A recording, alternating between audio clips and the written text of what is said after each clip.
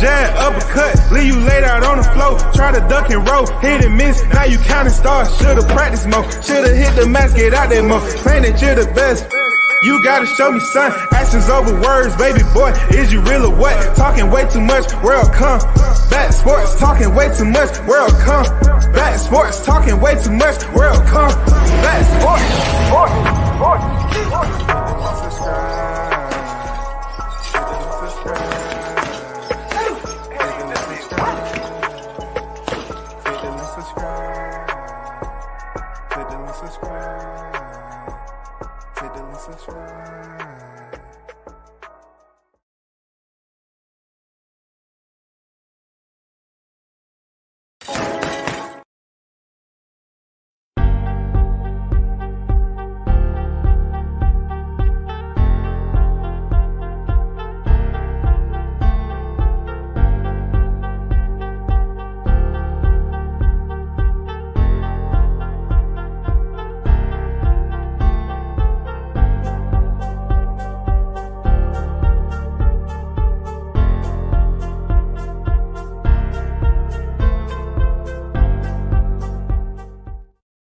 Man, what it do? Shout out to the hottest.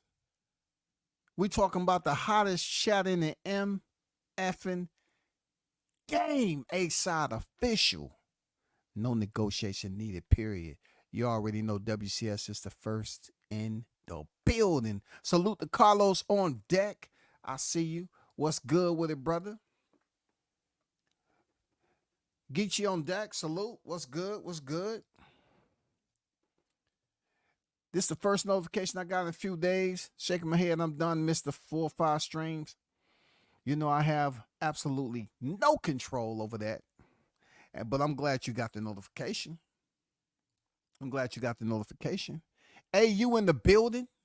Spence will never live down that T-Mobile Arena massacre. Please, let's be careful. Let's be very, very nice. You know what I'm saying? It's hump day. You know what I'm saying? Allow the grease to gradually boil. No, allow it to gradually pick up, temperature and heat. But gonna stop Canelo in the building. I see you. What's good? What up, WCS? Don't forget to hit the like button. Appreciate your man for tuning in. You already know. Let's get down to it, though.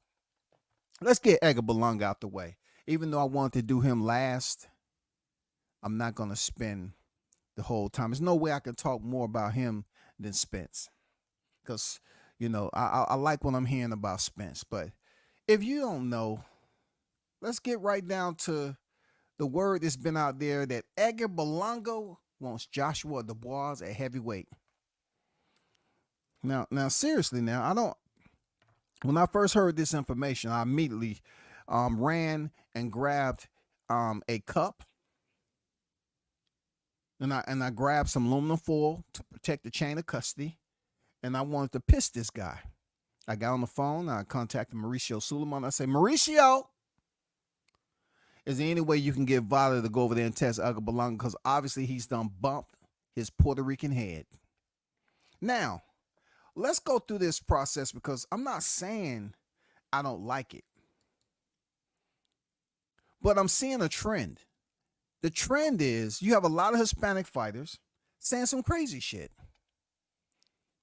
They're all just saying some crazy shit. And then you have the Hispanic content creators treating it as if it's the new becoming of scripture. Like this is to be said to be done. You know what I'm saying? Henceforth, it seems like these cats are just calling out people in other divisions, and we're not supposed to speak on it. Edgar Berlanga, via Boxing News 24. Today, Berlanga took to social media to express interest in moving up to heavyweight to face Anthony Joshua, IBF champ Daniel Dubois. Berlanga, 22 victories, 1 defeat, which must I reiterate or reciprocate or reevaluate and let you understand he just took that L against Canelo? 17 knockouts, said he would enter the ring at 210 pounds.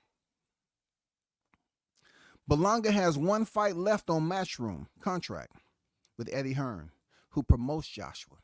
If Hearn wants to do Berlanga a solid, he'll grant him his wish to fight against Joshua. Now, let me go back up and once again tell you this is Dan Ambrose, the Boxing News 24. You know what I'm saying? Okay. I just want everybody to get in their goddamn sane sense of thinking now. Because, that's why I only come on when I come on, because people out here, really trying to make this YTC more relevant of a reality show than what it actually is. This dude said if Hearns want to do Berlanga a solid, he'll grant him his wish to fight against Joshua. It would be a good tune-up fight for AJ to knock Berlanga around the ring in one of the smaller venues. The 6'1" Berlanga reportedly rehydrated to 193 pounds for his recent one-sided 12-round unanimous decision loss to Canelo Alvarez, September 14th. If Brooklyn, New York native Berlanga is serious about wanting to fight Dubois Joshua, he should move up to the heavyweight and prove that he's for real by fighting one or two of these fighters. Okay? Let's look at the eulogy. Martin Bacoli, dead. We're talking about Berlanga. Call the funeral home ASAP. Set up the memorial service. Zhang, memorial service. Parker, memorial service. Herkovic, memorial service. I think all four of these guys end Berlanga real quick. One or two of them might be willing to accommodate Berlanga if His Excellency Turki Al-Sheikh becomes interested in financing this type of fight.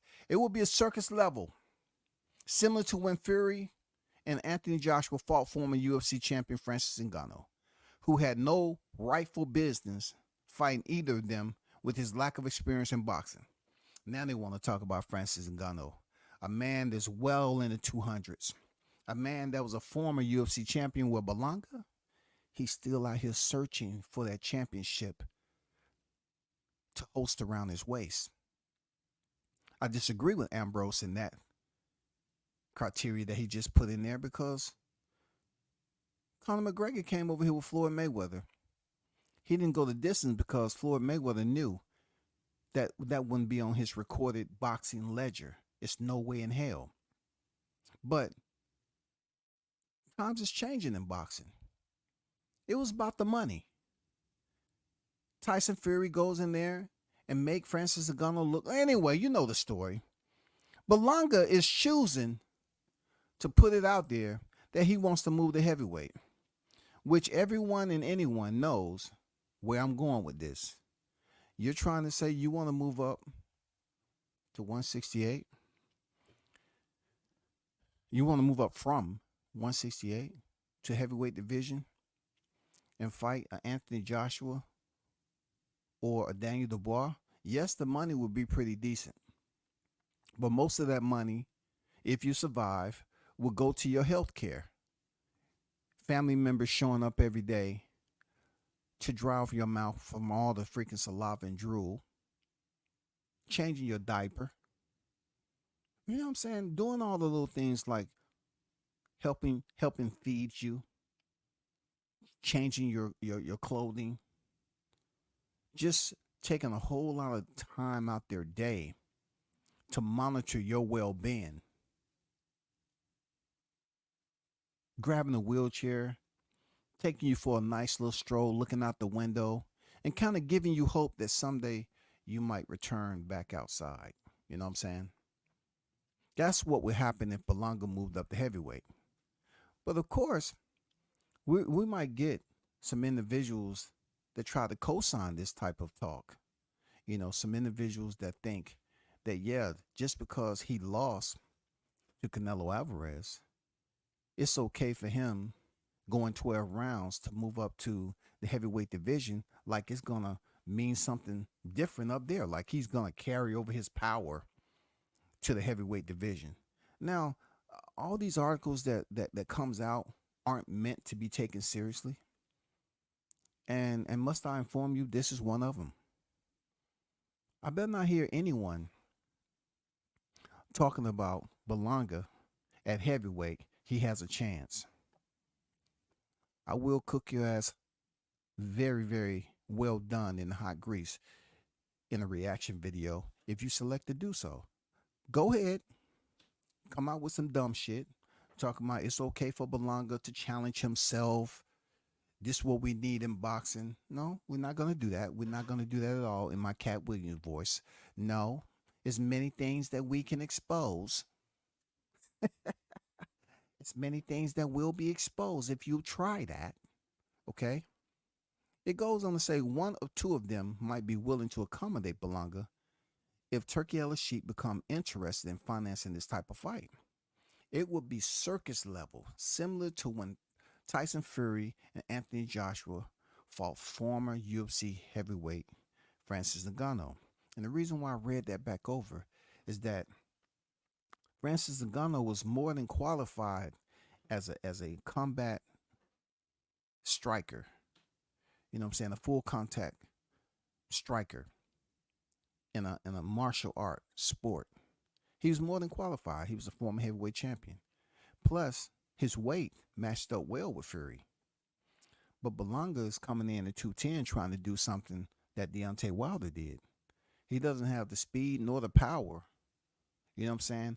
Or to basically have that erratic behavior that you need as a heavyweight to be able to generate that velocity. You know what I'm saying? He doesn't have the size nor the power to go in here against a Bacoli, against a Big Zhang. You know what I'm saying? Parker would destroy him too. It goes on to say it's unknown if that was Berlanga's rehydrated weight, but if so, it wouldn't be a problem for him to move up to heavyweight to take on British fighter Joshua or Dubois. Right now, I'm looking at this, right? Is that I'm assuming that these authors are age appropriation, and some of them seem to be indulging in some type of alcoholic beverage with some intramuscular freaking injections or whatever it may be that's altering their state of mind. That's what I see. If they are up here wasting time writing an article about him having a chance against Joseph Parker, Joshua, Dubois, you know what I'm saying? Herkovic. Come on, bro. It says neither of those heavyweights would be interested in a circus fight against soundly beaten Berlanga, who looked overmatched against Canelo despite his size advantage against a 5'8" fighter. And one thing we know about this Hispanic movement is that they will sit up here and say, oh man, it's okay for Berlanga to dare to be great. It's okay for him to do what others is doing. We applaud him. He's trying to do something and dare to be great. He gained experience off Canelo. So him and Joseph Parker is a pretty decent fight. He has an opportunity to go in there and reestablish himself against Anthony Joshua. Man, get the fuck out of here. Dubois will destroy. Dubois will remove any type of consciousness permanently from Ed. He would never box again. It goes on to say Berlanga must show that he can beat the top fighters from his weight class at 168. Now that's what I like. Now you're speaking my language, Ambrose, because he's 0-1 against the only quality guy he's faced during his career. Talk that there, Ambrose. The 27-year-old Berlanga resume is weak, filled with lesser guys, none of which are anywhere level. Talk that shit, bro. It said ideally Berlanga should take on the likes of Caleb Plant, Hami Mongia, Christian Mbili to show that he can be highly ranked super middleweight contenders. It seemed obvious that Berlanga isn't serious about his professional career and is just looking to make money in fights where he lacks the talent or experience. Talk that, man. Yes, sir. Let it be known. Furthermore, it says Berlanga should never have been given a chance to fight Canelo for his 3 title fights. Yes, sir. Yes, sir. This guy's on fire. Just when he started off a little shaky, this guy's on fire. He said Berlanga never should have been given the opportunity to fight Canelo for 3 titles because he had never beaten anyone with the name to earn the fight. You hear that, Ness? You hear that, everybody else that's up here hyping this guy up because he's Puerto Rican, and you want to say, oh, man, I'm going to stick with Puerto Rican fighters. This guy hit it out of the park into the lot to end in the highway, on the highway.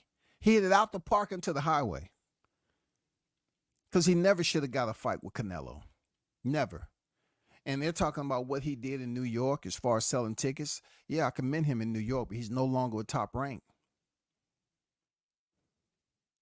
If people are willing to boast about these Hispanic fighters calling out anything, divisions up, but yet criticize black fighters, that's extremely discriminatory and prejudice. I'm just going to put it out there because it comes a time where, yeah, we can line up esprit de corps and camaraderie all the time, but this ain't it. This ain't it. This is just like freaking jungle talk. This is like goddamn bouncy ball talk. On the kiddie playground type talk. Listen what Edgar Berlanga had to say. This is a tweet from Edgar Berlanga. I would love to go up to heavyweight and fight Anthony Joshua just to test greatness. Nothing bad towards this. I'll walk in the ring 210 pounds.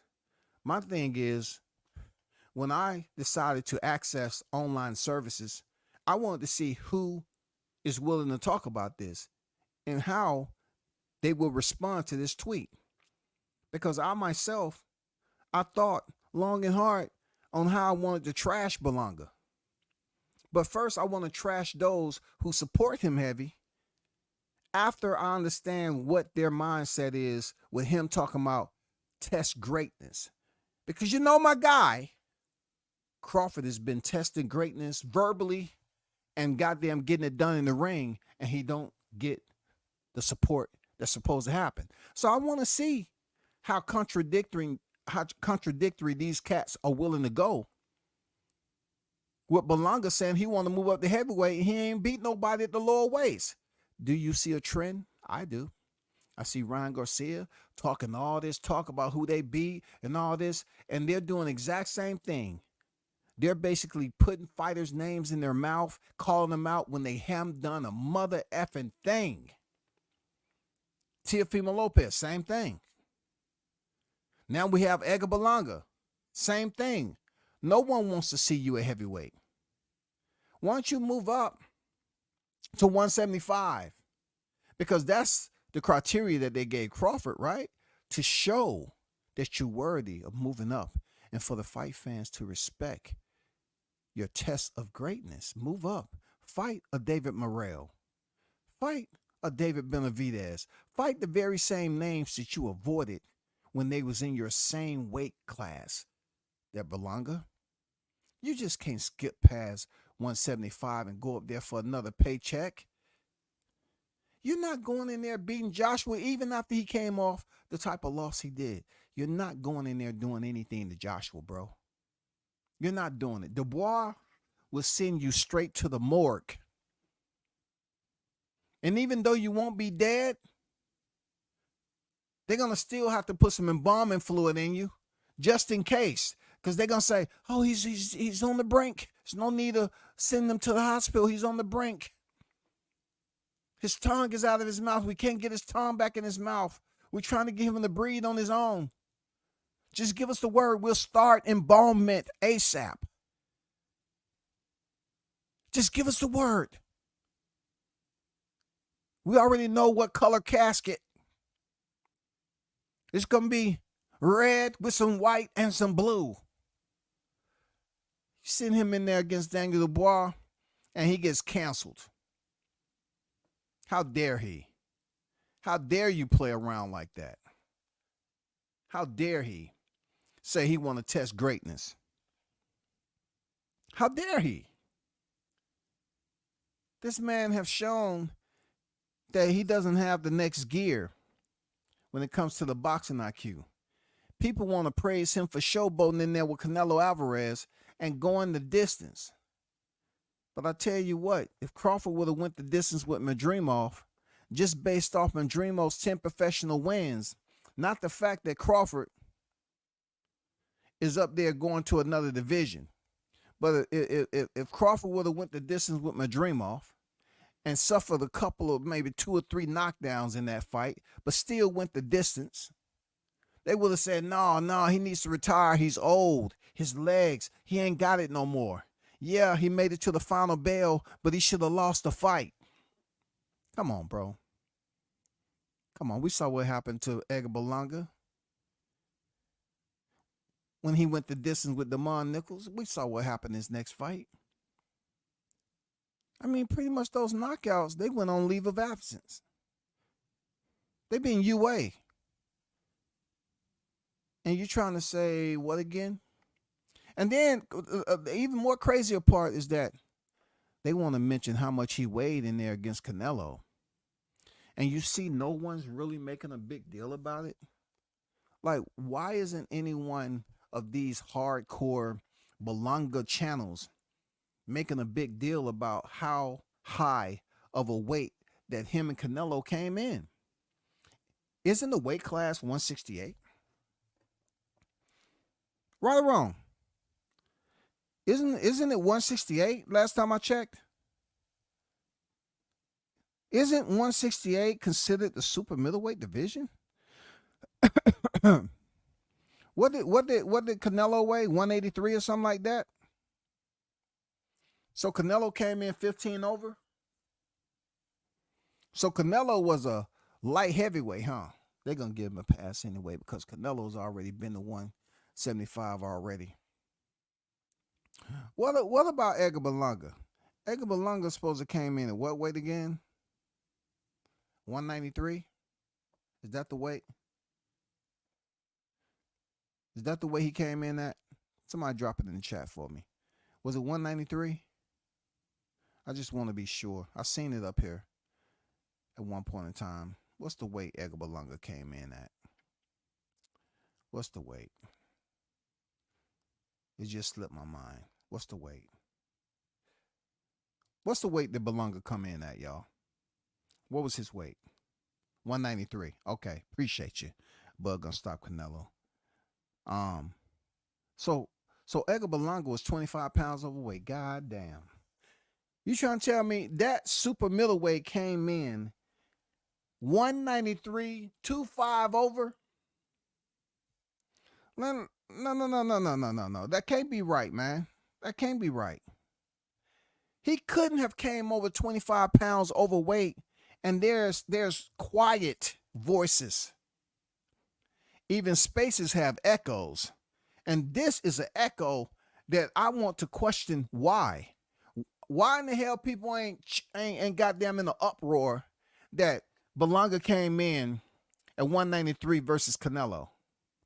Because they don't care. They only want to goddamn zoom in or profile certain fights. Why didn't Canelo have a rehydration clause with Berlanga? How this man gonna come in there that big? And there's always stipulations elsewhere. Damn, 25? 25 buckaroos? Jeez. And I don't see the shit plastered all over weight bully and all that. So if you coming in 193, you definitely should be at 175. You definitely should be at 175. You know what I'm saying? Cruiserweight if you have the cojones. And then, you know, the fact that he's saying heavyweight is laughable. But anyway, he said, matter of fact, I want to fight Daniel Dubois, Puerto Rico versus UK. So I supposed to take this shit serious, right?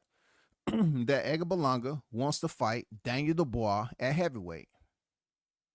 I can't imagine what the odds are going to be. You go right ahead and put some dumb shit up there and get everybody rich. You know what I'm saying? Go ahead. Go ahead. Eddie Hearns is looking to have a fight to get some type of, you know, he's trying to redeem himself pretty much. That's what Eddie Hearns, He's trying anything and everything to redeem himself. He's willing to try anything. He just went up there and put some more money on freaking Koran to stay in Philadelphia. He just seen Joshua doing the Red Bull final breakdancing and dance off. You know what I'm saying? Joshua just rolling all around on the canvas and shit. Got beat up. Just seen my dream off lose not too long ago. And now, Berlanga, who has supposedly one more fight, he's trying to get Turkey al-Sheikh money, but I don't hear the people up here talking about he's just looking for a payday. Because anybody in their conscious, I'm talking about their conscious intellect, the ones who supposed to be woke, knows goddamn well he ain't beating no freaking Daniel Dubois. Not with that jab. I just thought I'd put that out there. Shout out to Big Blunts and Boxing on deck. What it do, Blunts? How you feeling, man? So I'm going to transition off Berlanga because that is hilarious. That is quite hilarious. And yes, I'd be the owl perched and trying to see and listen to those channels who supposed to be heavy Berlanga channels and see what they have to say about this shit. I want to see what you have to say about it. Point blank. Moving on. I don't know if you all heard. The word is the Errol Spence versus Sebastian Fundora in Arlington, Texas in January. Let's go to Boxing News 24 and kind of talk a little bit about this. For those aerosexual fans, let me get this out of here and let's give you a good look, you know, at a fighter. I don't know if he's still in your good graces or not, but once upon a time, not long ago, you all was hyping him up to fight that Omaha GOAT. I know, there he is right there. There he is. So we've been knowing this after the Tim Tszyu fight, that Sebastian Fundora, you know, after his nose healed and everything, that supposedly they was going to fight this year. And Spence said November, January, whatever. So word has it, January may be it for Errol Spence to return against Sebastian Fundora. This article from Boxing News 24 says Errol Spence will fight WBC WBO junior middleweight champion Sebastian Fundora in late January at Cowboy Stadium or the training facility in Arlington, Texas. Now peep this out. They say in the end of January. So we're in September right now. You have October, November, December, January, right? And let's just say they knew about this in September or the end of August. My only hope is it's enough time for Errol Spence, who we just saw with Norman Jr., to drop the weight. I just hope he drops the weight. He's able to make 154 because he looked like he was 224. It goes on to say there's no mention of whether this would be a pay-per-view, but that's likely how it would be broadcasted. Despite his inactivity and recent defeat, Spence remains a pay-per-view attraction. What? Wow, Ambrose. Just when I was giving you credit for your last article, you said Spence remained a pay-per-view attraction. Once again, to my dark-skinned brothers that get no love when they lose one time, I wonder why I don't hear this pay-per-view attraction. Like, do you have to be extremely popular? Does the, you know what I'm saying, that meter of interest has to be at a certain point, 99, you know what I'm saying, 99.3 for you to be a pay-per-view attraction if you get one loss? It goes on to say Fundora is well known to the hardcore boxing fans, and that should be enough for this match to bring in good numbers on pay-per-view. Barboza Box reports the Spence vs. Fundora will happen at the end of January. The former unified welterweight champion Spence, 28-1, 22 knockouts, will be coming off an 18-month layoff and a knockout loss to Terrence Crawford when he makes his debut at 154 against Fundora. The fight is a do-or-die type of matchup for 34-year-old Spence, Spence, because he had long spells of inactivity due to injuries and soft living during the last 4 years. This is a fight being given to Spence due to his popularity. Talk that talk there, Ambrose. You're sneaky with it. Just when I'm losing faith and confidence, you come back. It also a fight that gives Fundora a good chance of holding on to 2 belts, because if he were to fight WBC interim champion Virgil Ortiz, the chances are high that he'll lose to him. Ortiz Jr. isn't as popular as Spence, so it's not a marketability fight for Fundora. Well, this is interesting because Ambrose here, as you go back up here, right? Where is it?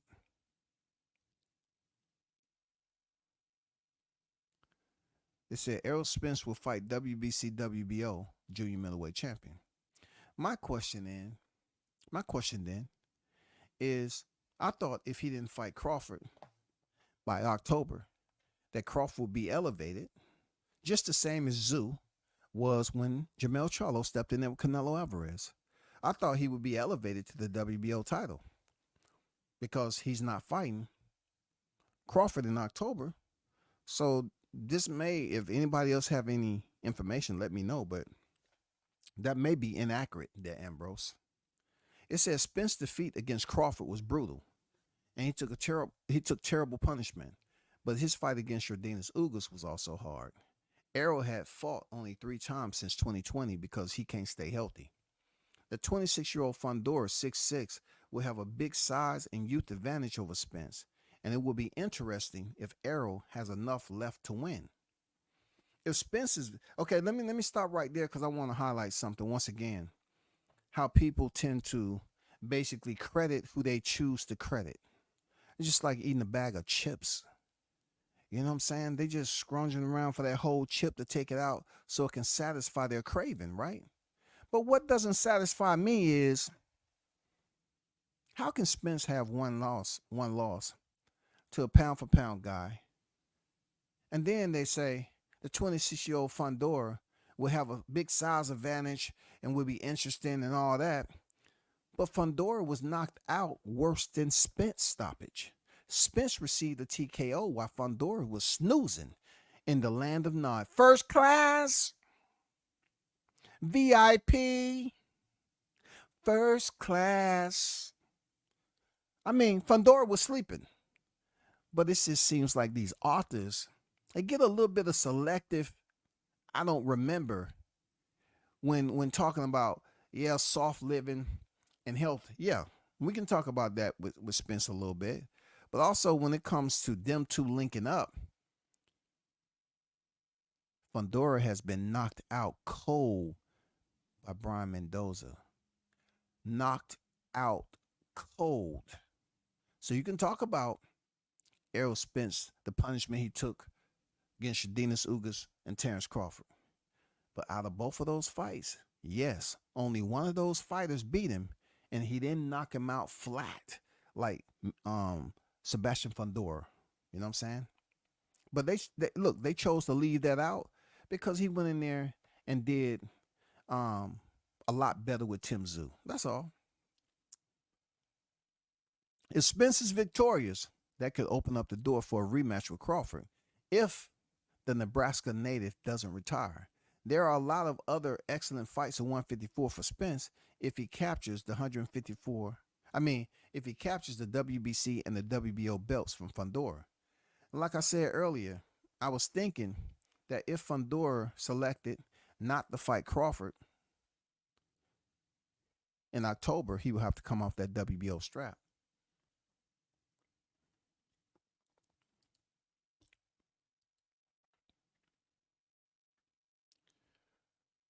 Jay in the building, Mike in the building. But that right there, that particular article, it was good to know that Spence was on his way back. And once again, I put the thumbnail up there for all the Spence fans. I'm really happy to know that Spence is returning. Seriously. And I hope he goes in there and whoop Fundora ass for real. At one point in time, I was going for Fundora. But since, they have this Hispanic boxing movement which everybody feel it's a good time to shit on black fighters. You know, I'm hoping Errol Spence goes in there and have the best freaking performance he ever had. You know what I'm saying? I hope he goes in there and have the best performance he ever had. And that's not saying it's gonna happen. That's not saying it's gonna happen. I'm just saying it's gonna be extremely tough. And I'm not telling you that Errol Spence is gonna win. I'm not saying that. Do I have faith? It don't have at this point with WCS. It don't have nothing to do with faith. When it comes to Spence, it has nothing to do with faith, y'all. It has nothing to do with faith. It has something to do with every bit of what I've collected over the past about Spence. You know, what has happened outside the ropes, inside the ropes, what people have heard me brag about after July 29, 2023, what was prognosticated, predicted, and came to fruition after July 29th, 2023. And therefore, I have pretty much stated that I felt Crawford was much better than Spence. Do I have confidence based off the punishment he received from Crawford to go in here and beat Fundora? Not at all. I don't have that total confidence to say I'm all aboard that he's going to get the job done. Now, with that said, both fighters have had their evening of adversity. We've seen it ourselves. But the one that was in there with the tougher fighter, in my opinion, at 147 pounds was Spence. Now he's moving up. He's fighting a totally different fighter in Fundora. And I'm going to tell you like this. Al Heyman is definitely going to look out for Spence. With the selection of the ref and everything else, he's not going to get flatlined by Fundora. You won't see Spence go in an all-out war with Fundora like he did with Zoo. It's not going to happen. Seriously, watch what I say. He's not getting flatlined. It'll be a TKO stoppage if Spence get stopped. They're going to save him from being flatlined and knocked out. But as far as the fight goes, I'm happy to see that we have Spence's name for a future fight in 2025, the first semester of 2025, fighting a very tough opponent in Fundora. You know what I'm saying? I have no reason to dislike Fundora. You know what I'm saying? Fundora let it be known that Bud was the toughest, the best fighter in the world, even though it was against his team's wishes. He still went in there and got the job done against Tim Tszyu.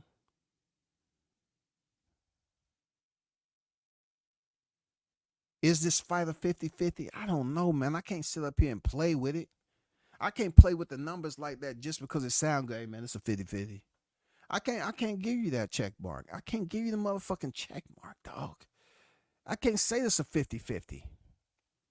Even though both fighters have been knocked out. It's just something about everything else outside of the KO. Like they said, the inactivity. You know, this dude has been inactive for a while, man. Blunt said, Memo said he gained only muscle mass, size. He said those people that made up that weight are trying to get views. Okay. All right. Edgar was only 185. So Edgar was 185. So whoever made that up, that's why it's always good to understand that he was still 2 pounds over, that supposed 15-pound limit, but it's always good to have the fact checkers, you know what I'm saying, on deck. Memo, strength and conditioning said, conditioning coach said they had Berlanga come in around 183, 185. Okay. Most of what I'm reading, though, on these articles is like 193. But, you know what I'm saying? I understand where Blunts is at with it. And I understand where freaking Bug gonna stop Canelo. I get it.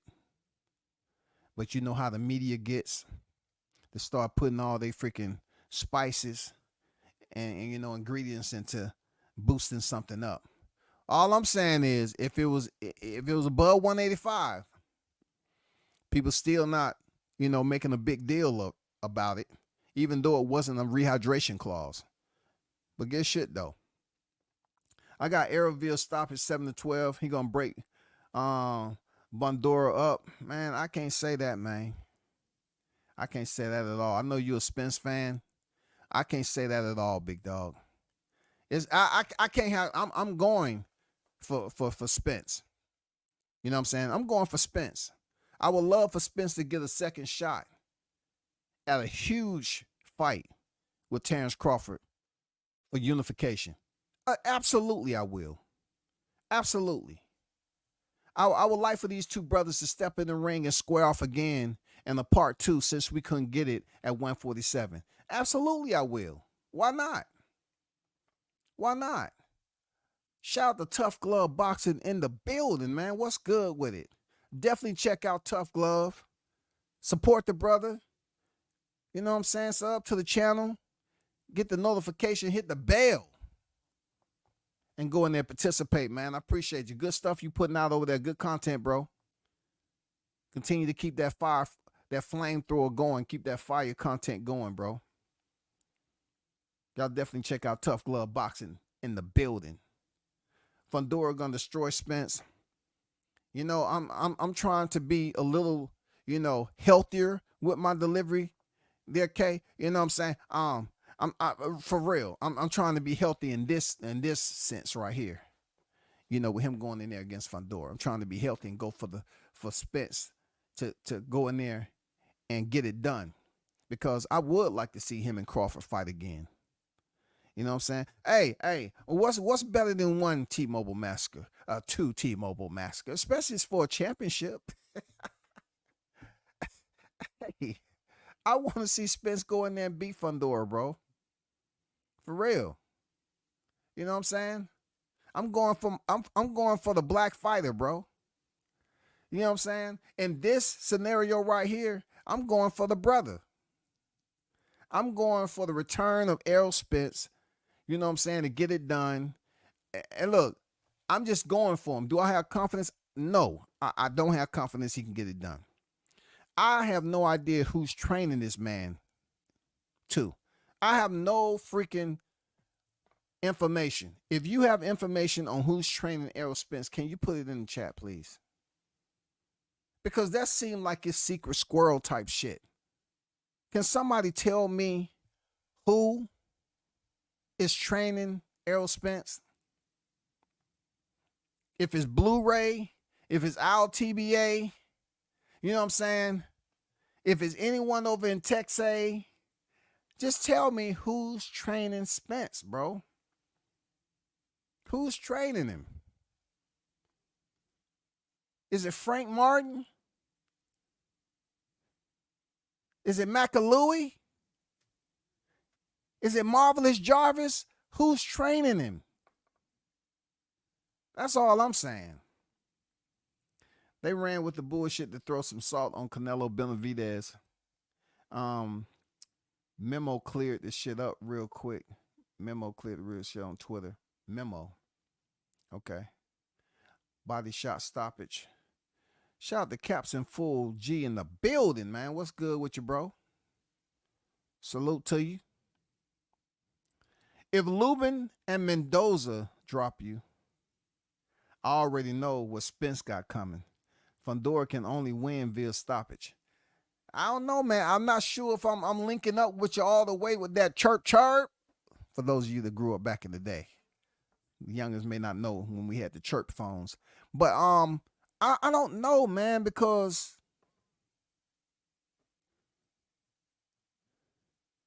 I just don't know, man. I just look at how he balloons up in weight and then how he has to go through the whole process of cutting all that weight off, man. And he looked to be well in the 190, 200s. You know, when Norman Jr. took that pick with Spence. You know what I'm saying? If I can find that pick right quick, not to hurt anyone's feelings or anything, but right here in this picture with the welterweight WBO world champion, he looks a little healthy. You know what I'm saying? I mean, the face is very spear oval shape. The cheekbones are looking ready for Christmas. You know what I'm saying? Like, you know what happened around Thanksgiving and Christmas? People put on weight. He looks like he's ready for the turkey shavings and homemade dressing and cranberry sauce and string beans, chitlins, honey baked ham, mac and cheese. You know, all those delicious items. He looked like he'd been eating very well at the all you can eat crab fest. So all I'm saying is the weight cut is the end of January going to be enough with this guy going through the holiday season, bro?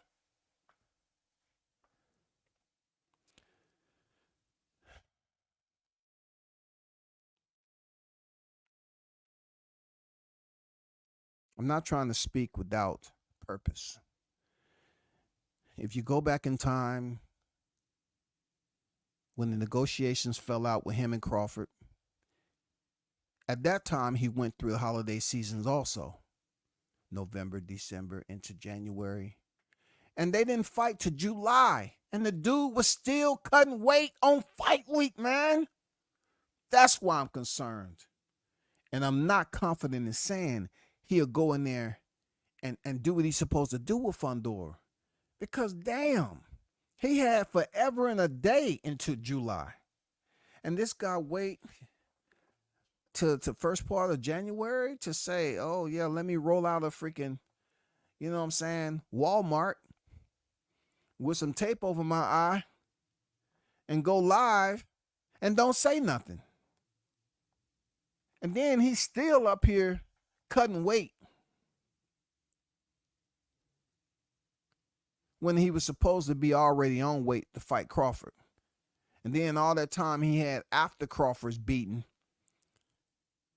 he bails out of the rematch, rolling out of Walmart with some goddamn duct tape on his freaking eyeballs. You know what I'm saying? And then haven't fought since. It's been over a year, yo. It's been over a year.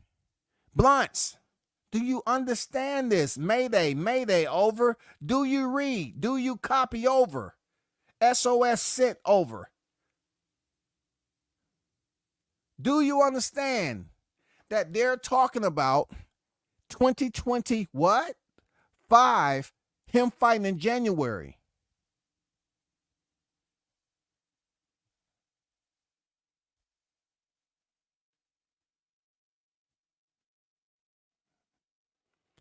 He cannot continue to take more than 15 months off hiatus and return back to the ring after gaining all that weight and have the best, you know what I'm saying, optimum performances against high-level opposition. And he want to stick to his motto of no tune-ups. I don't know, Blunts. I don't know if I can level up with you, man. I don't know, man. I'm trying to root for the Texan because he ain't fighting Crawford. I'm trying to goddamn root for Errol Spence to come back. But, dude, he's off a 15-plus month layoff again. And he's going in there with a fighter who's coming off a war with Tim Tszyu. And, yes, you're right. Lubin did drop him. But he stopped him. Lubin dropped him, but he stopped him. Mendoza dropped him and stopped him. You know what I'm saying? Mendoza dropped him and stopped him. But with Errol Spence, yes, it was Crawford, you know, putting those paws on him at 147. What the world want to see is when he goes and cut this weight to 154, does he have more sustainability with his chin strap? Is his beard more reinforced? Not with that Anthony Joshua goddamn confetti line, aluminum foil, saran wrapped, styrofoam, wet paper, cotton ball type of goddamn reinforcement from one jaw line to the next jaw line. I'm just curious to know if it's any hairline fractures from July 29, 2023. That's all I want to know. I want to root for my brother. But there's just some minor concerns that I want to go over for those who's believing that Errol Spence is going to go in there and just walk all over Fundora. I like I said, I'm all for going for Spence, but it's just the amount of weight that he gained in between fights, how round his face look, how comfortable, how cool he looks with already having over 15 months out the ring. Maybe 14. 14 months out the ring. He looks comfortable. I mean, I don't see any calluses on the knuckles. You know, even with the bicep, you know, his t-shirt look tight. His sleeveless t-shirt looked tight for the wrong reason. You know what I'm saying? For the wrong reason, man. For the wrong reason. He looked like right now he looked like he's definitely a cruiserweight. I don't know, man. I know February about to come up in 2025. I want to go for my black people. I do, goddammit. But I'm not trying to see an ass whooping in January before I get the Black History Month. That's all I'm saying.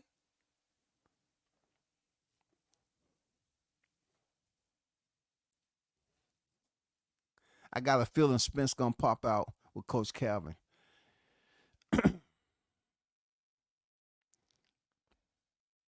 I just want Spence to have a thorough training camp and drop the weight in a healthy way, and so it won't be no questions. When I want to see the Spence that was already prepared for Yordenis Ugas, shredded. I know that was in Texas. This fight in Texas now. I told y'all back in the day about Spence. If the fight is in Texas, what that Texas T gonna get him right. I want to see if he's gonna come in super shredded because the fight's at home. Look, come on, man. I think he should be able to dial it in, but I'm not sure who his trainer is.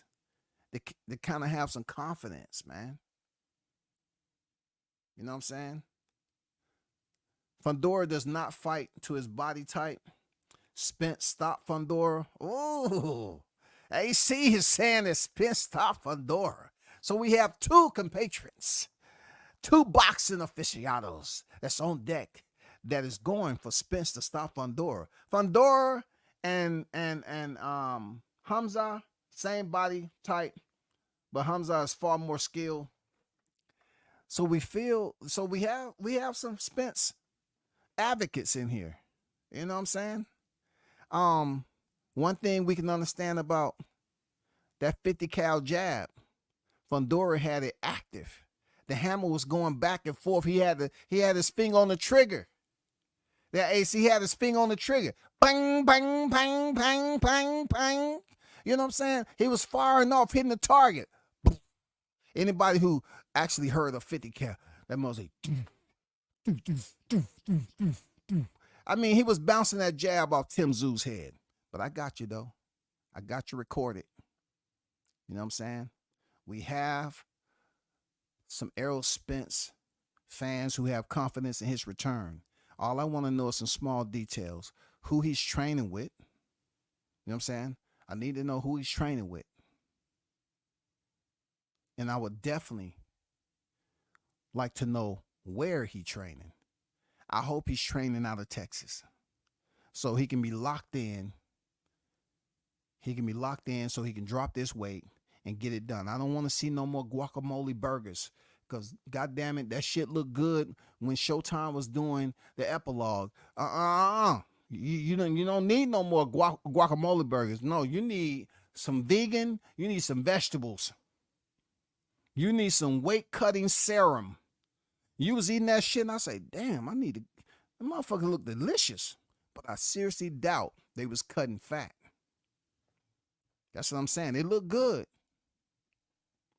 Southpaw versus Southpaw, we won't have to worry about too many head clashes and accidental cuts.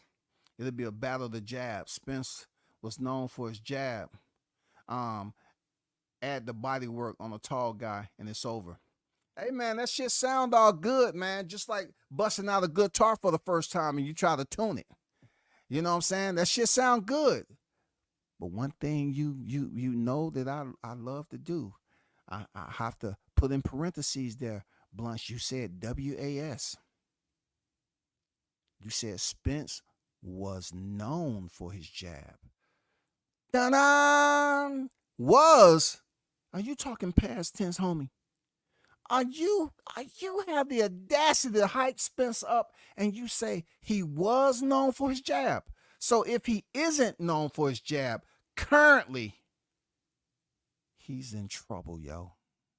Spence is in effing trouble if that jab doesn't hit the mark in the places that it's supposed to get Fundora's attention. It better be active. He better be able to get on the inside and work the body like you say. And when he worked the body, them body shots, they need to be, you know what I'm saying? They need to deplete Fundora energy. They need to degrade his health. That shit need to be accurate, punctual, consistent. We need Spence body work to show up now. And yeah, you make a good point. Fundora's tall, and of course Spence has good body work.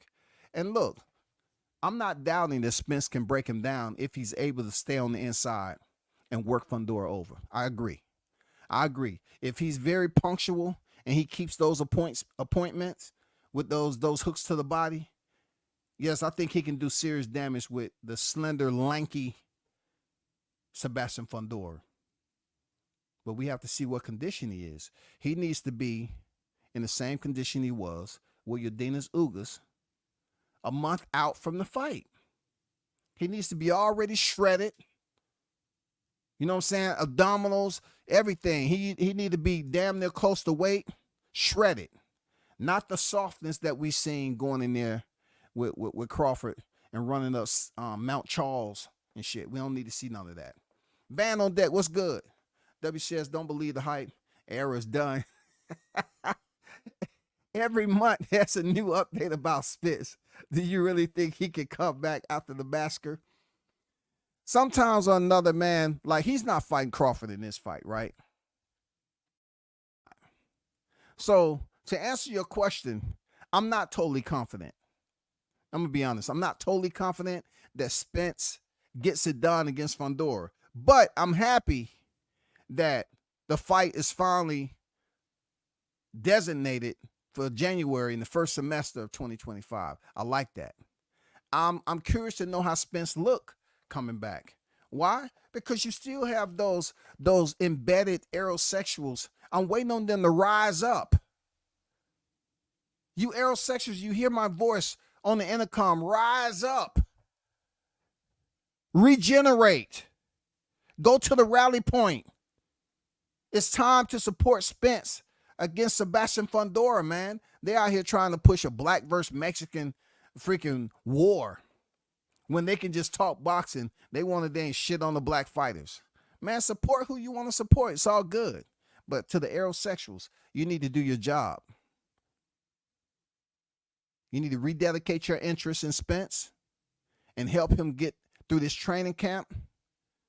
And hey, man, if you have any information, does anyone know who Spence is training with? Please, can you let me know who Spence is training with? That's all I would like to know, who this guy's training with, please. Inactivity is an MF. I don't disagree, but it's a good thing he ain't going up against a great boxer. Hey, if Fundora shows up and they come up with a solid game plan, I'm not saying the game plan they had with Tim Tszyu will be effective against Spence. We're talking about two different fighters. Absolutely. We're talking about two different fighters.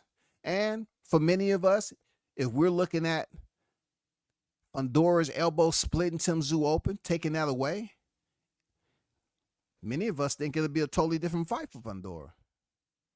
If Tim Tszyu's vision wasn't impaired by the crimson mask that he was wearing throughout the fight, you have to take that in consideration too.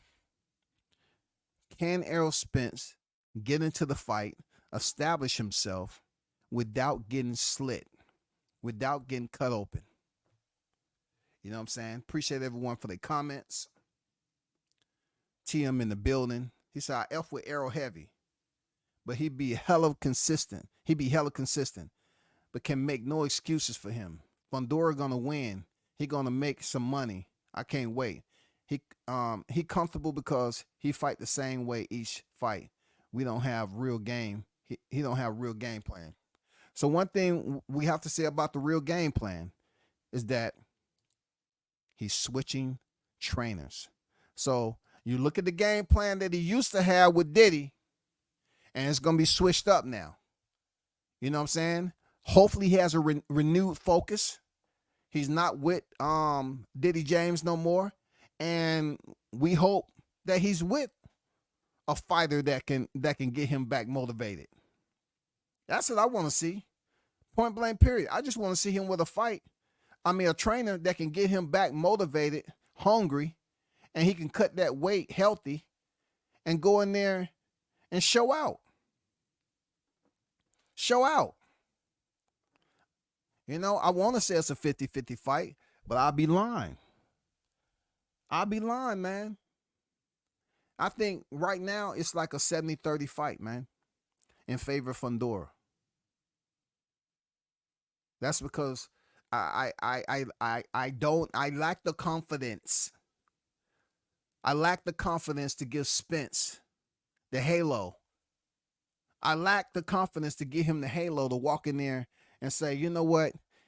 Yeah, he's in a new division right now. I feel comfortable he'll go in there and get it done. Spence losing to Fundora in Texas is crazy. Niggas don't even know who he training with. Soon as they hear a name they like, they all changing their minds. Yeah, man, they hear a trainer that they like. Of course they're going to jump the fence. Of course. They're going to be right there as if they're in the gym. Oh, my God. News has just broke Errol Spence's with so-and-so. Oh, my God. Fundora don't have a chance. He won't even make it out of the third round. Yeah, they're going to jump ship. That's how boxing debates work. For real. I did that intentionally. We got no telling what the jab looked like. Hey, man, we're going to find out. We definitely going to find out. Anthony in the building. Spence need a tune-up. Fight first. A year and a half leads to excuses if he don't win. Well, one thing we know for fact, Anthony, is that we ain't trying to hear no MF and excuses. Them aerosexuals better come up and goddamn make their presence known and support the fighter that they abandoned after the T-Mobile massacre. We don't want to hear no excuses like you gave after Crawford beat his ass. We need for you to stand up and get your fighter motivated to march in there in January and beat Fundora and become champion in 154.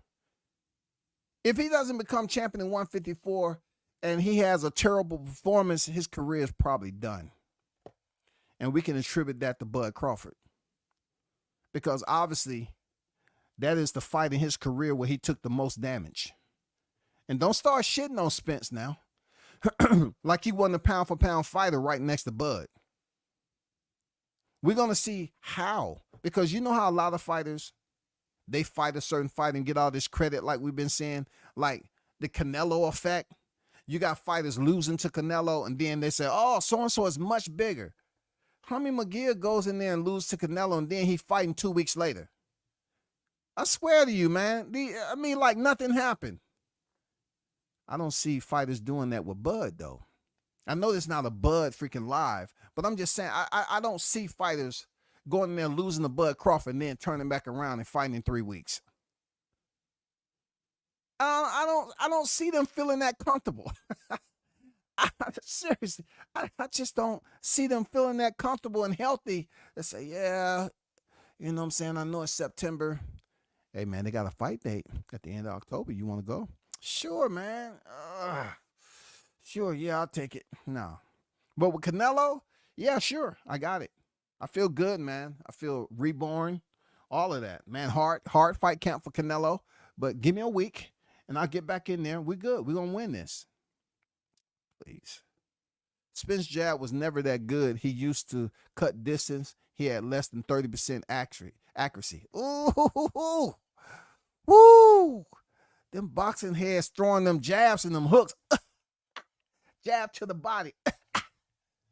You know what I'm saying? They sounding like Adrian Braun in the chat. Yeah, yeah, yeah. They sound like AB in there. Yeah, yeah. Oh shit, they throwing motherfucking punches in the chat. Bug Got Stop Canelo say Spence jab was never that good. He used it to cut distance. He was less than 30%. One thing I know about Spence's jab is that they always say work behind the jab, work off the jab, work behind the jab, keep the stick active and all that. But you can't be doing the same thing over and over again, doubling up on the jab with the left. You know what I'm saying? You know what I'm saying? Doubling up on the jab, sending the left over the top. You can't keep doing the same thing, especially with someone the height of Fundora. Fundora is extremely high, so I don't know if he's going to get Tim Tszyu to spar with him. I'm serious. I seriously doubt it because Tim Tszyu going for another championship himself at 154. So I doubt he can get a common opponent of Fundora to kind of give him some work. You know what I'm saying? Because him and Fundora may potentially fight if he goes in there. I mean, him and Tszyu may potentially fight if Spence go in there and beat Fundora. I'm just saying, man. But y'all up there sound like AB in the chat. Yeah. Fighters don't get close to weight till fight week. That's all fighters. Okay, once again, TM. Once again, when I say on weight, I mean close to it. Okay? Please don't act like I've never been to a gym before. And I'm not saying that about you either. But when I mean close to being on weight, that means within range. You know, because fighters go through fight camp, you know the whole deal. They do test weights and all that, and they have a range. I'm not talking about him being close to 154. Why would he look? If you go back just to contradict what you, I mean, just to debunk what you're saying, go back to his open workout when he was fighting Yordenis Ugas and see what his weight was. He was close to his weight. He was just there. He was already shredded. He was on weight. He was on par with coming in on weight. What I mean by that, you know, wherever the plan is with strength and conditioning, whoever's monitoring that, he's supposed to be at a certain weight leading up to fight week. Come on, man. I mean, I understand you're new to the chat, or you may be somebody else, but bro, come on now. That was an accident, Bam, my fault. He says Spence has an active jab. He uses it to close distance. Spence needs to keep the fight in the phone booth. Spence will not beat Fundora on the outside. I definitely agree with him keeping it on the inside. He needs to be Superman. For real, he needs to be in the phone booth, close quarters, and goddamn beating that body up and then coming over the top with that sneaky left hand he got. You know what I'm saying? It'll be good he can work that left hook off that overhand left off the hook to the body. You know, I believe he has enough power to break Fundora down. He does. If he can stay on the inside without getting beat up. Because, you know, Fundora, to be so tall and lanky, he can fight on the inside when he needs to. But if he gets put up against the rope, smothered, kind of like Caleb Plant did to McCombie, then we talking about a whole nother fight, shawty. We talking about a whole nother fight. The work Caleb Plant was putting in on McCombie was beautiful work, goddammit. And I know people gonna say, oh, but WCS, that was McCombie. That was McCombie and Fitch. No, bro. I'm talking about the work he put in, not the name of the fighter he was putting the work in on. You know what I'm saying? But good point. Good point. We did see every single PBC outside of Rolly look horrible on Canelo card. Let me see. 70-30 Fundora is crazy. Yeah, I got 70-30 Fundora, man. I'm gonna be honest within my heart of hearts, man. You know what I'm saying? I just don't have that confidence. Now look, that may change if a picture can come out where Errol Spence looked like he's on par, on weight to making the 154, shredded, looked the part, and it can only get better from there. You know what I'm saying?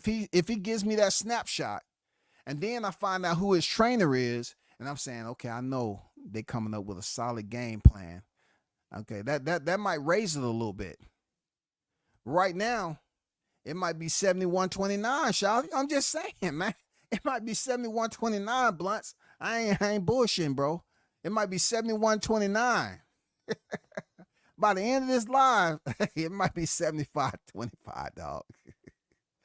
I ain't gonna lie, man. You know what I'm saying? Good question. I don't know who the hell you training with. I would like to know did he keep the same strength and conditioning coach? You know what I'm saying? Who's his strength and conditioning coach?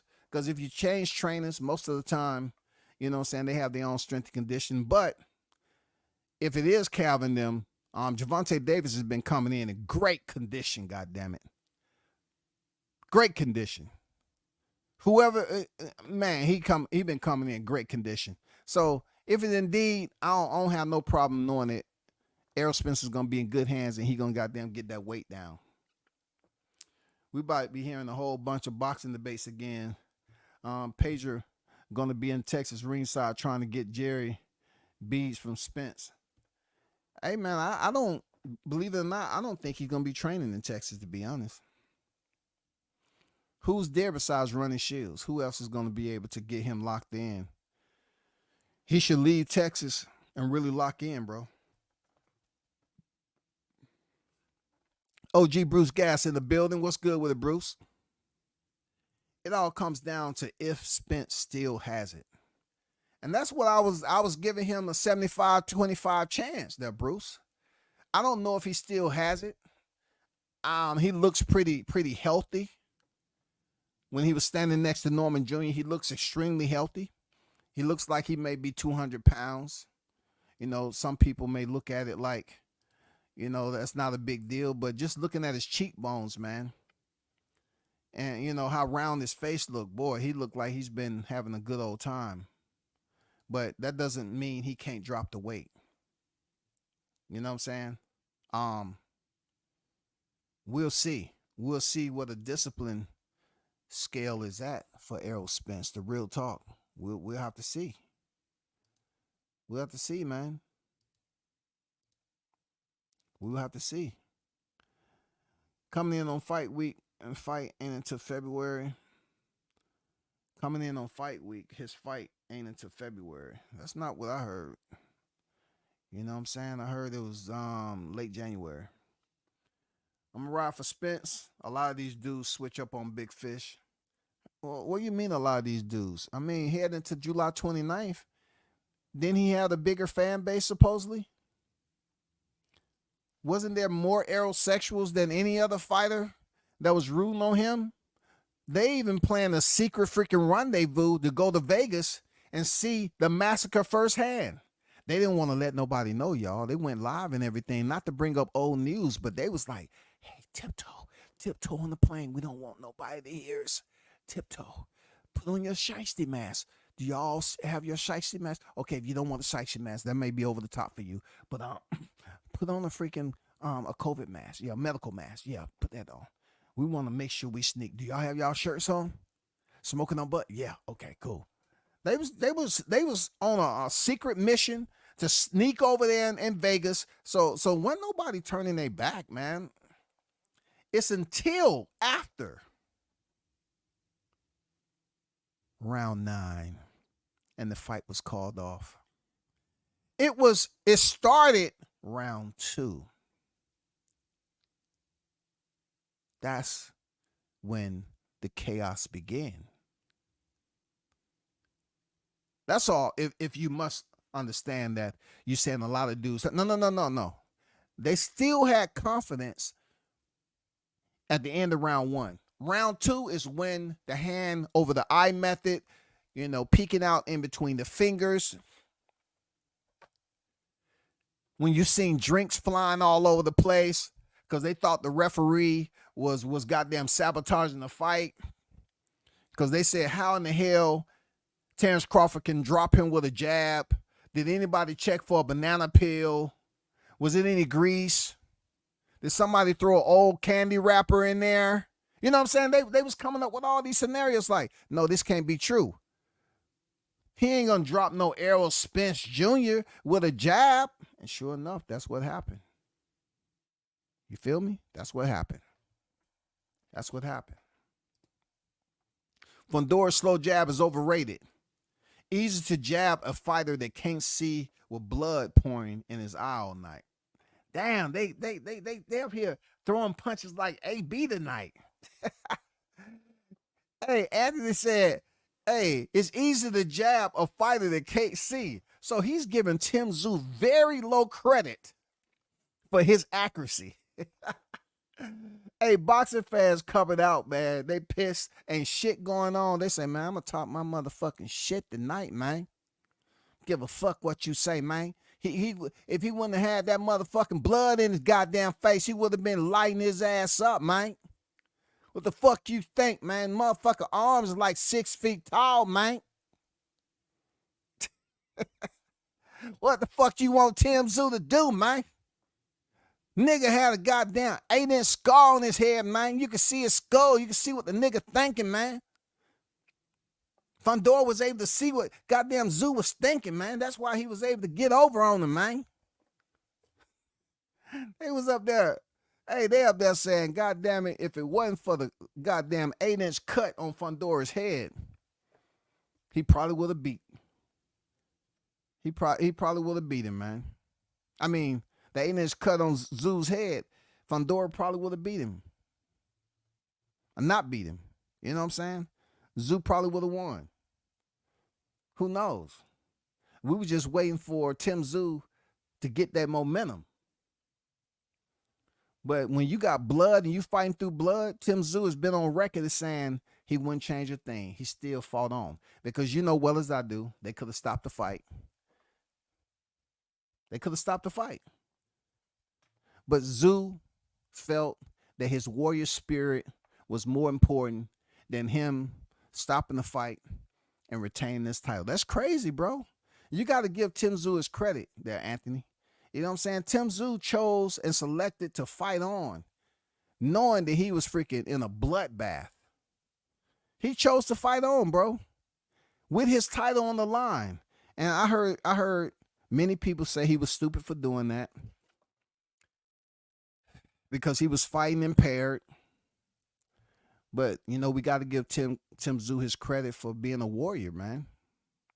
We do. We have to give Errol Spence his credit for getting up off the canvas being a warrior.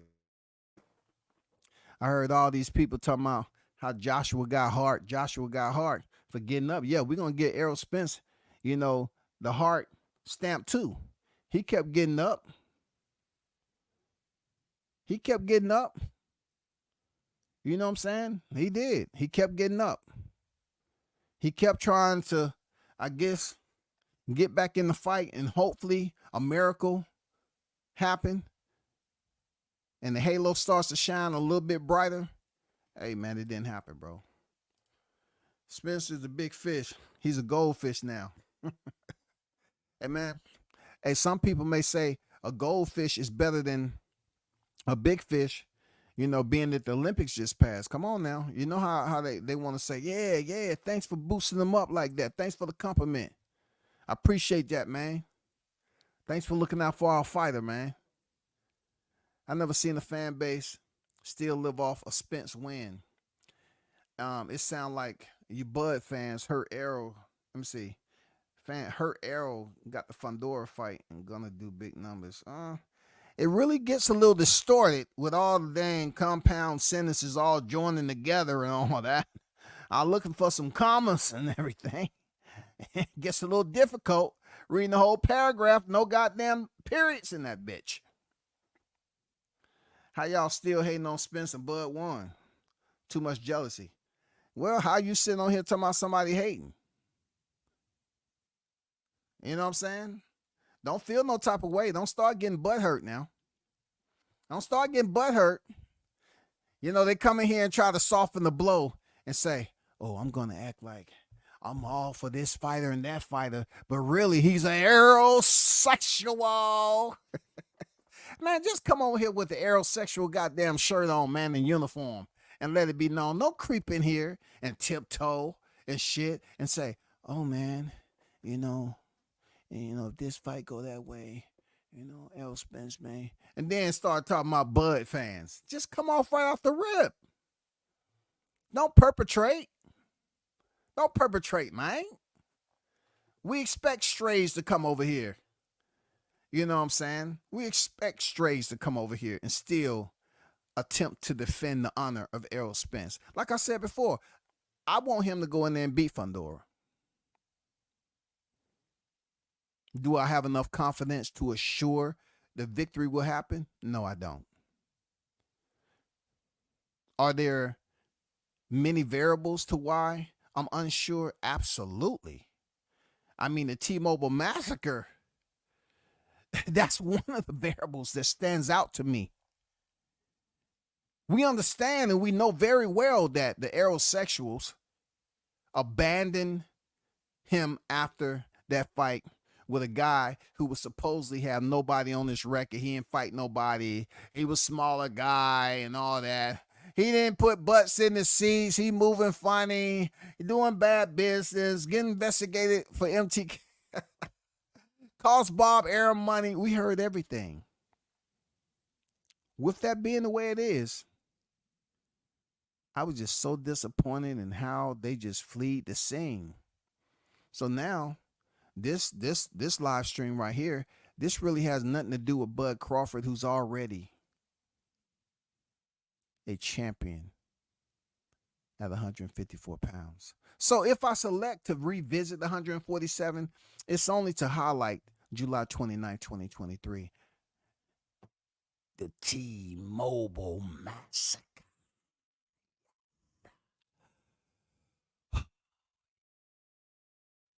Do we really want to see a part 2 at 154? Yeah, sure. We do. We want to see it. That's why I'm definitely trying to root for Errol Spence to go in here and show the world that he's not finished. If he suffers a knockdown in the first or second round, it's going to be a short night. It's going to be a long, short night. Because I don't see it getting any better from there. If Sebastian Fundora started having success and touching Spence up early, and Spence is not, like AC said, Spence is not able to fight on the inside, and start putting in that work and holding freaking Fundora accountable with some solid body work and forcing Fundora to box off the back foot. Because one thing about Fundora, we know he has heart. He has heart. And he'll fight on the outside, he'll fight on the inside. He does very well fighting on the inside for a tall guy. But if you have someone with the noted power of an Errol Spence that's able to go to the body and potentially, have decent power. Now with that decent power, we're going to eliminate what Bud said. Because Bud say, yeah, he hit me. I say, is that it? So we're going to eliminate what he said. Take him off the record, please. Court reporter, remove him off the record. Okay, this is off the record. And we're going to go just based off, you know what I'm saying? We're going to go from scratch. We're going to start from scratch. We're going to act like this is a whole new fight. July 29th didn't happen. And Errol Spence, pretty much we're going off Yodina's Ugas. You know what I'm saying? We're going off the 11th round when he fought Sean Porter back in 2019. Yes, we're going off those reflections. So if we can get the Errol Spence who was, putting in that body work, being able to get in close, be effective early, because Fundora is very tall. Let's see how it works. Let's see how it works, man.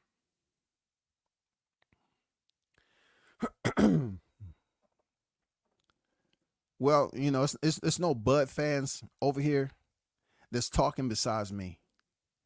And I have been on record as saying, yes, I'm a boxing fan and I'm a Bud fan. So you put it in the chat, it means nothing. You know what I'm saying? It means nothing. Because we won. We on the brighter side of things, real talk. When it comes to the Bud supporters, we on the brighter side of things. We've heard, and I've heard, and everybody else heard, all the whining that goes on with the strays that come over here for attention. I get it. So calling me a Bud fan, it doesn't matter. Because all I know is when I was watching that fight last year, woo, like my boy Ric Flair said, God damn, I feel good.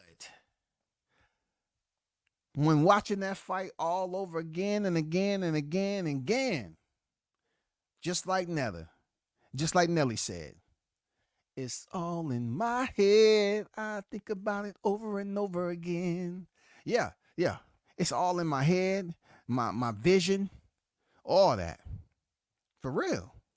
So, you're not doing nothing over here. You can't change the recorded value of what happened. Now we want to look forward to Fundora. And you better hope that you can go about rallying the troops, because we want to see this Texan out of DeSoto. We need for all those Errol Spence content creators that's locally residing to return back to your desk. You know what I'm saying? Return back to your stations and freaking come together and help this man and find out who he's training with and get some intel, so we can talk about it online. Please, no clickbait, please. I must put that disclosure in there. No clickbait, okay? Aerosexuals, if you want to help out Errol Spence, please band together for a common cause and help this man get back into the media, okay? Even though they shitted on him, prior to July 29th, they wanted to talk about Crawford all the time. And just because they want to think of their views and subs and super chats. Hopefully they have learned their lesson from the entire fan base being beat down, just like Errol. Hopefully you all can come together in unity and try a different game plan this time. Okay? All right? You don't have the Omaha Monster on deck. You have the Towering Inferno. Okay? So think about that. You have the Towering Inferno. That is who you should be mad at. So hey, y'all in the chat. I wonder if they're gonna talk about Sebastian Fundora just like they used to talk about Crawford. Because they refused to talk about Spence because he didn't bring the algorithm the way it's supposed to. I wonder if they're gonna talk about Fundora for this fight more than they did. You know what I'm saying? I wonder if they're going to talk about Fundora the same way they talked about Crawford. Or now they're going to talk about Spence, who they supposed to, and try to, get the algorithm up with him. Hopefully Spence can come on one of these channels for an interview. Because I'm tired of seeing them talk about they have his number, his social security number, you know what I'm saying, his credit card. You know what I'm saying? We have his Twitch account, IG. We have his X account. You know what I'm saying? We really locked in with him. Can you get the interview? Oh, that right there. See, that's different.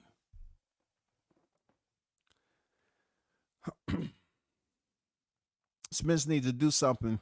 Getting annoyed. He's set to return next year, bro, in January. He's set to return. Be patient. The man is set to grace the square January of 2025 unless something change. You know what I'm saying? Unless something change. Shout out to Toby Bartlett, Mr. International in the building.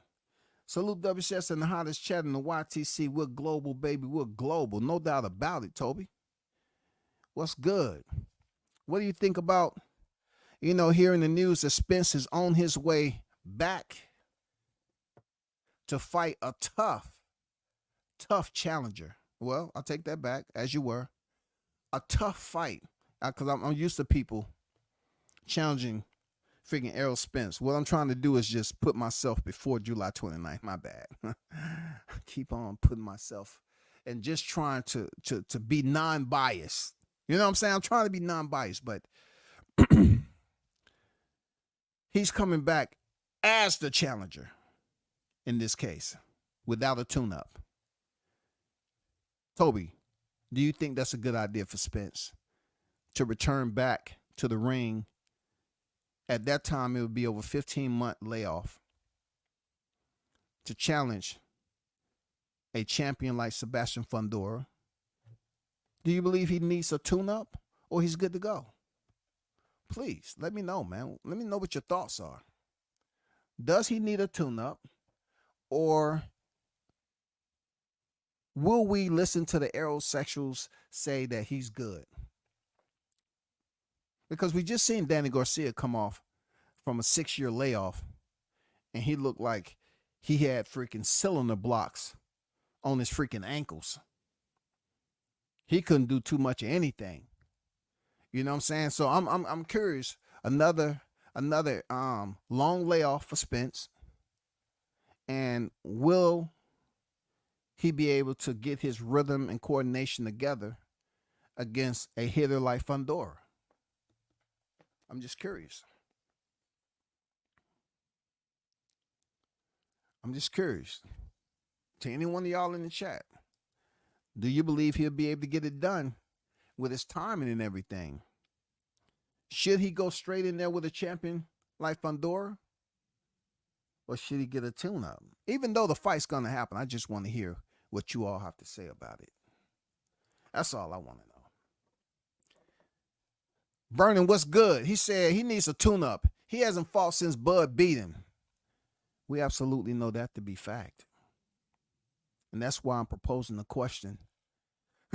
Is Spence just going off ego just because he wants to put this stamp out there that he don't have tune-ups? He's better than that. You know what I'm saying? Should he just let his ego go? Leave it alone? Should he get a tune-up?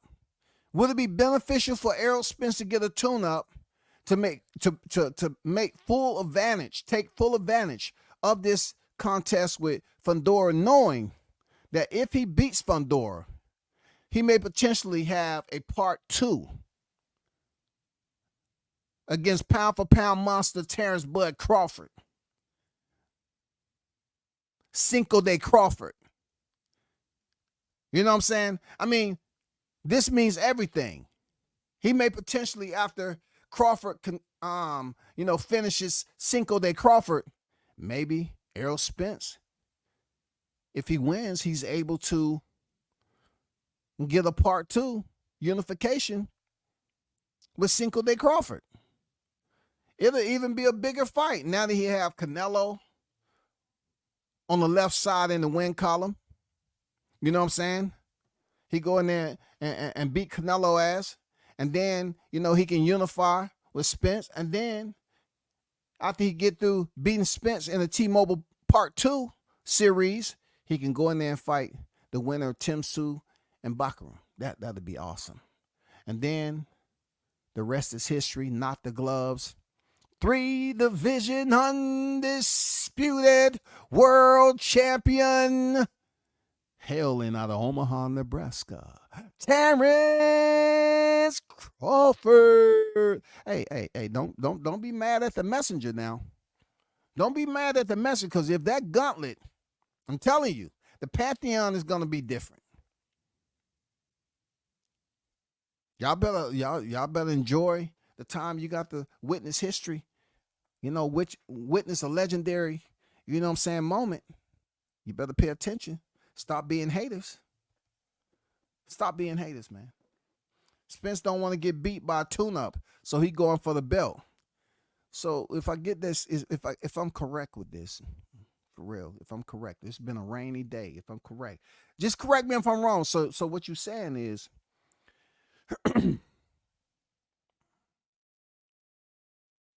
me not knowing what your percentage of doubt is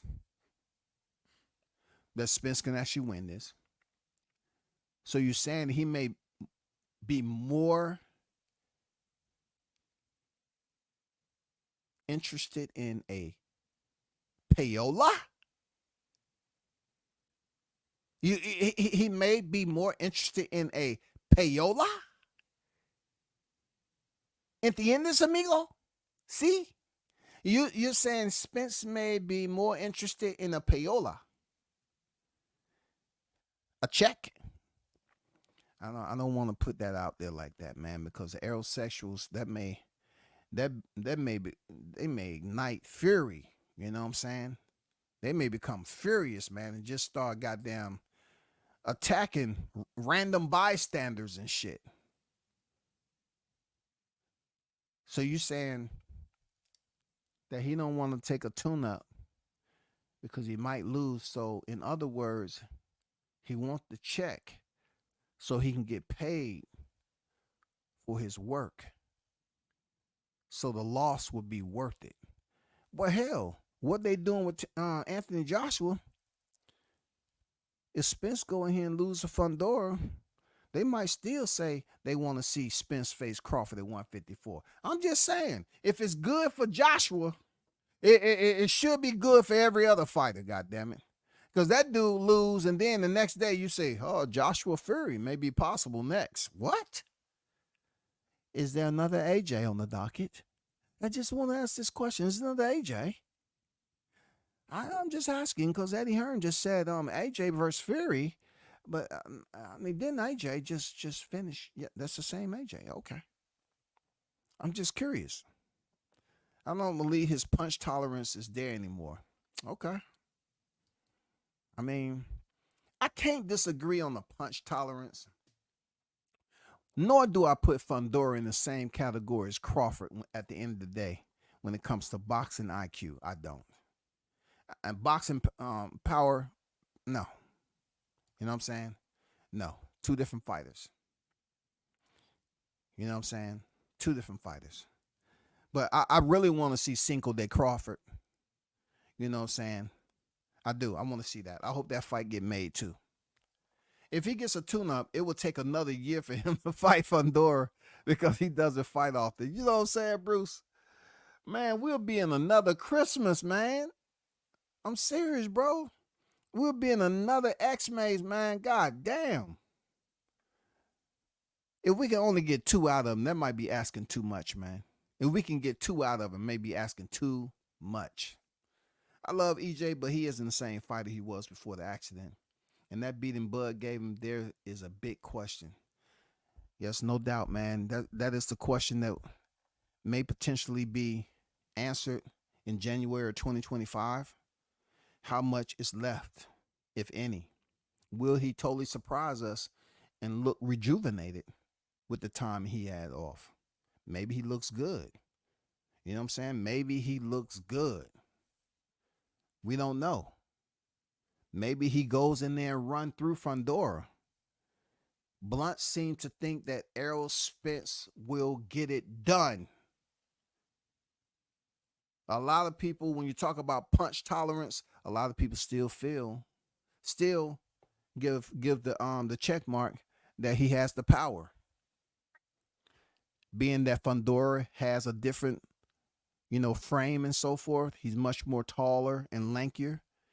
If Spence fights on the inside, he should have success.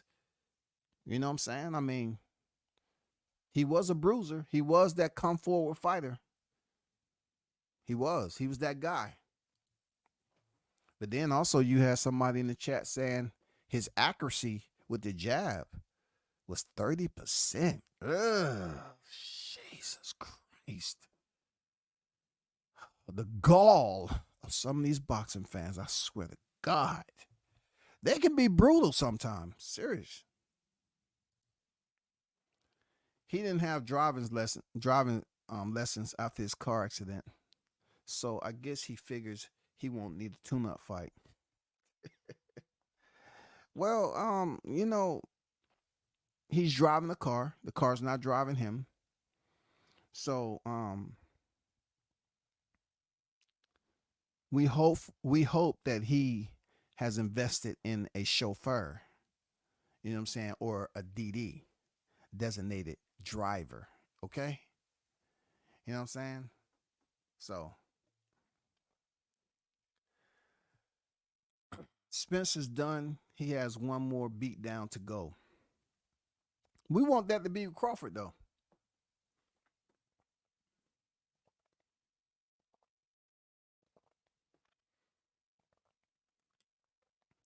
See, another reason why I want Errol Spence to go in here and beat Fundora, because I would definitely like to see a unification match between Crawford and Spence in Saudi or in the States. Both fighters get another big paycheck, pay-per-view, and we get to see part two to put the nail in the coffin, seal it shut, super glue everything. Everything, seal it shut. Because a lot of them, in their quiet time, still believe that the fight will be different in 154 when it comes to Errol Spence and Crawford. They believe it. And, with them bringing up the Madrimov fight, yeah, I can only imagine all the debate series that'll come up. Oh, man, based off freaking Errol Spence fight Fundora and comparing Crawford versus Madrimov. Oh, man, this is a fight we want to see now. Errol Spence look way different. Okay, that's easy for them to get involved after the fight happened. But we don't know when he's stepping back in the ring if he does win. We can't wait till Crawford's 38 years old, to try to say, yeah, we want to fight Crawford in 2026. That'll be a good time. I mean, no. If he's able to go in there and get that win, then he's going to have to, be on deck to fight twice in 2025. He's going to have to fight twice, bro.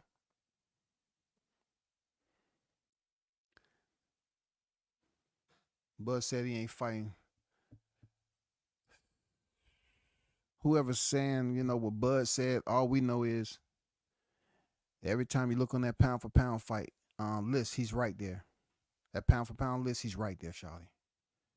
He's right there. Yes, sir. He wants to be great, so let's sit back and see how it goes. No doubt.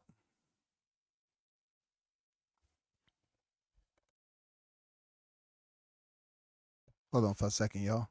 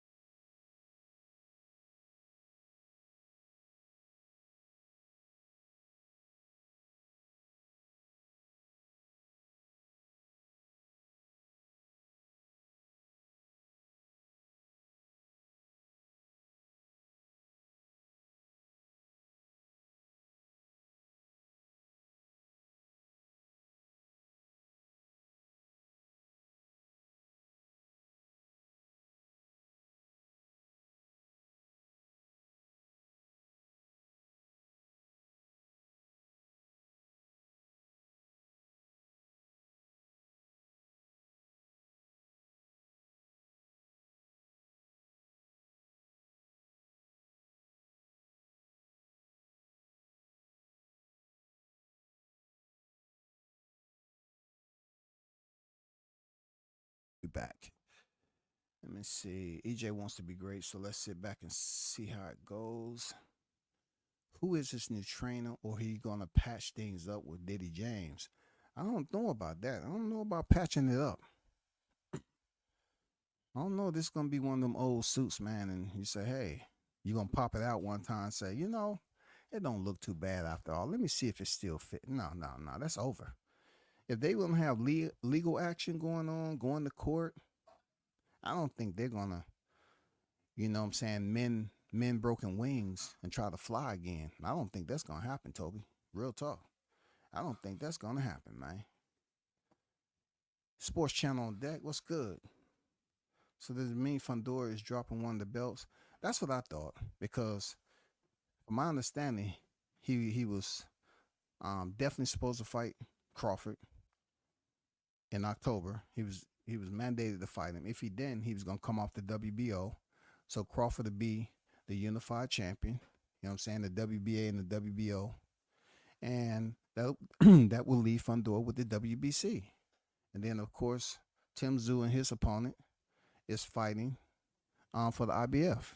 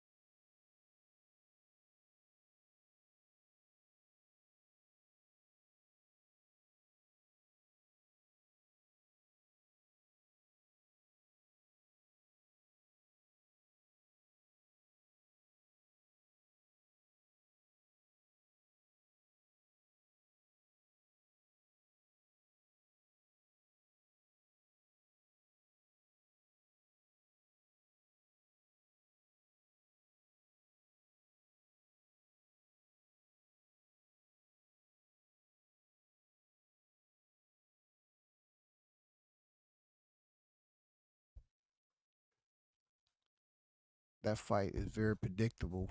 Though Spence is losing the bud, not matter what weight. I agree with that. We got to see it happen. We got to see it happen. Oh yeah, he got one less strap this season. So the promotion running the fighter's career. Not sure what you mean by that. Can you clarify? So the promotion running the fighter's career. Like what exactly you mean by that?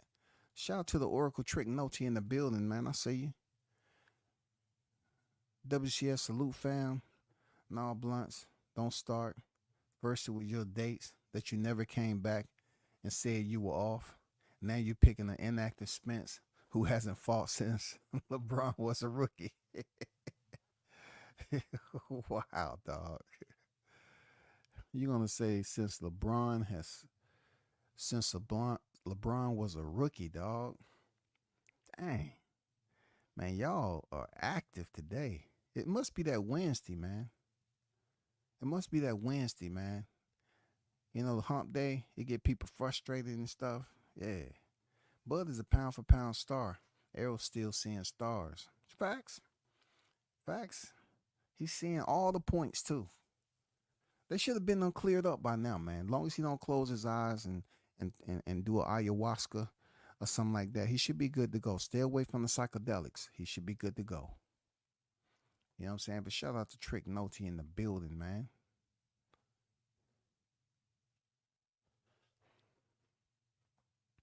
Yeah. So Sebastian said he wanted to fight Crawford, but his team didn't want him to fight Crawford. His team wanted something else. And then we thought that, didn't they say Sebastian Fundora and Crawford was going to negotiate? You know what I'm saying? They had the August, and then August came and went. And they asked Spence, when was he going to fight? He said probably November, January. And that's when I said, man, he just keep moving it out. So I guess January is the date.